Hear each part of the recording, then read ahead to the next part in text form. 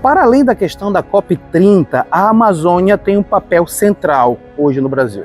E nesse sentido, a gente precisa de alguma forma entender que há um elemento importante aqui, é o elemento ambiental de um bioma frágil. Então a gente tem sim minério de ferro, a gente tem petróleo, a gente tem terras raras na Amazônia, mas a gente não pode sair explorando isso de forma irresponsável. As questões ambientais vêm em primeiro lugar e isso se coloca claramente como um grande desafio para o Brasil.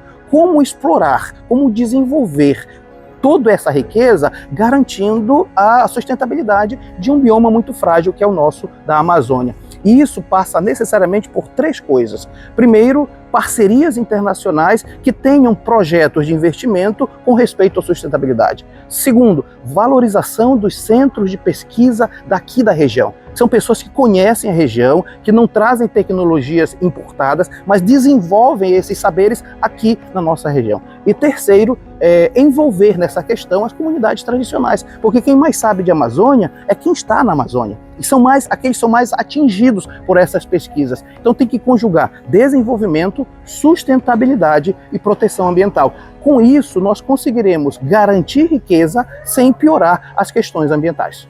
Quando a gente fala em terras raras, nós não estamos falando efetivamente em terras difíceis de encontrar, como sugere o tema. Na verdade, são minerais, são elementos químicos que estão na natureza misturados com outros elementos químicos. Eles são chamados de raros exatamente porque a dificuldade é da extração e depois da concentração. Exige uma tecnologia própria, mas eles são super estratégicos porque esses minerais eles estão na base de toda a produção de equipamentos eletrônicos e especialmente de questões de armas, a questão bélica. Então nós temos um problema muito sério com relação às terras raras, porque há um interesse internacional muito grande. Terras raras, portanto, são elementos estratégicos de disputa de poder no mundo. E isso tem sido muito claro quando você tem países pobres que tenham esses elementos nos seus territórios, porque há uma disputa internacional, inclusive em função de guerras. Por exemplo, a guerra no Congo. A guerra no Congo, Congo e Ruanda, se por um momento foi dito que era apenas uma disputa entre dois países, hoje nós sabemos que é por causa dessas terras raras. Ruanda ataca Congo com os interesses da União Europeia, especialmente do Reino Unido. Outro lugar onde há disputa de poder no que se refere às terras raras é na Ucrânia. Os Estados Unidos têm dito claramente que ajudará a Ucrânia desde que ele tenha acesso a essas terras raras. A mesma coisa acontece, por exemplo, na Bolívia, onde Estados Unidos e China disputam esses minerais raros que estão na Bolívia. E nesse sentido, podemos dizer por isso que os grandes países têm interesse e os pequenos países têm que se defender exatamente nessas condições de não ser apenas um projeto de subserviência deles com relação aos grandes países. E o Brasil é estratégico também nisso, porque precisa se preparar para essa guerra. O Brasil é estratégico nessa disputa por terras raras no mundo.